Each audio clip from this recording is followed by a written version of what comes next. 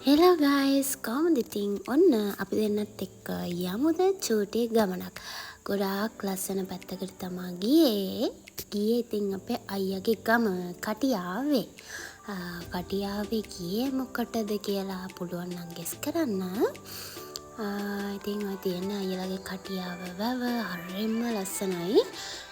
පායන නිසා දැන් ඒකේ වතුර අඩුයි. නැත්තම් ඔතනින් හොඳටම වතුර දානවා වහින කාලෙට. මාරම ලස්සනයි. අපි කලින් පාර එනකොට නම් ඔතනේ ලස්සනට වතුර දාලා තිබ්බා. දැන් නම් හැබැයි වතුර නැහැ. මට චුට්ටක් හැම්බිරිස්සාව ගණන් ගන්න එපා.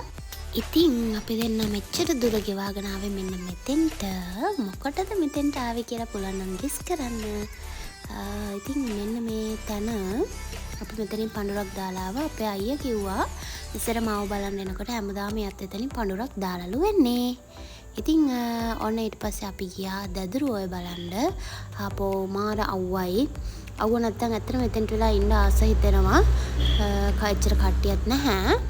ඉතින් අව්ව කොහොම හරි ඉවසගෙන ෆොටෝස් ටිකක් අරගෙන වීඩියෝස් ටිකක් අරගෙන ඉක්මනට එන්නයි මට ඕනේ උනේ.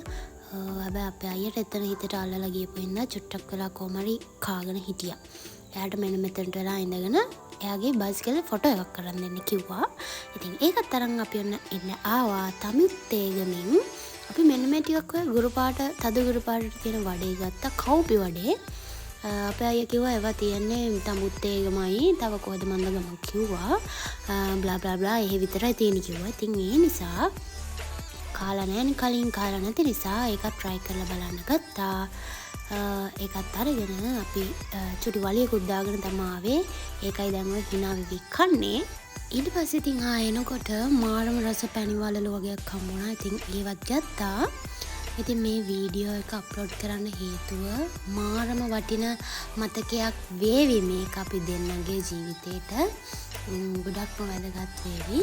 ඉතින් ඒ නිසා මට හිතුණා මේ ටික වීඩියෝ කරලා අප්ලෝඩ් කරලා තිබ්බොත් හොඳයි කියලා අපි දෙන්න channel එකේ. එහෙනම් ඉතින් ගිහින් එන්නම්. බයි.